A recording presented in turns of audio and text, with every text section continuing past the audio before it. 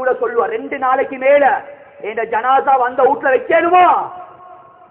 நானும் கொண்டாட்டி செல்வம் அடைக்கிறங்க. அடே நாப்ப வாங்கின ஊடு ஏன சொந்த காணி 2 நாளைக்கு மேல ஏன ஜனாசா வைக்கல. என்ன வாழ்க்கையை வாழ்ந்து கொண்டிருக்கிறோம்? எவ்வளவு ஏமாற்றத்தோடு நாங்க பேசிக் கொண்டிருக்கிறோம். இது ஒவ்வொருத்தரும் யோசிக்க மேலானவர்களே. அதனால இந்த வியாபாரம் வானம்.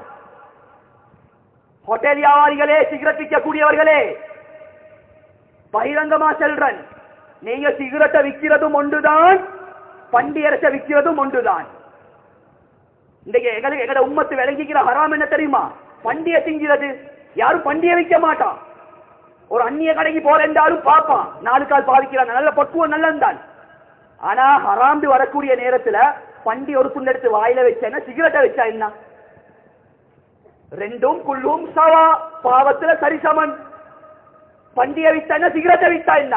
அதே பண்டிய வித்தா அவன் வந்து சாவ மாட்டான், அவனுக்கு ஒரே ஒரு பாவத்தோட முடிஞ்சிடும்.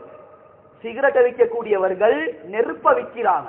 நினைச்சுக்கோளோடு நபியுடைய உம்மத்தை பெட்ரோலை ஊட்டி கொளுத்துறது ஒன்றுதான், சிகரெட்டை கொடுத்து நீ நெருப்ப திண்டே நீ நாசமா போன்னு சொல்லி விற்கிறோம். வேற ஒன்றுமே இல்லை.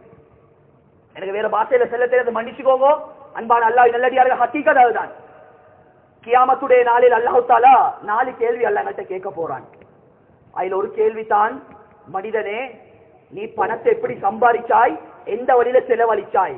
ட்ரக்ஸ் வியாபாரிகளே, சிகரெட் வியாபாரிகளே, ஒவ்வொருத்தரையும் அல்லாஹ் தஆலா பிடிச்சு கேட்பான், பணத்தை எப்படி சம்பாதிச்சாய், எந்த வழியில செலவழிச்சாய்? தைரியம் இருக்கா?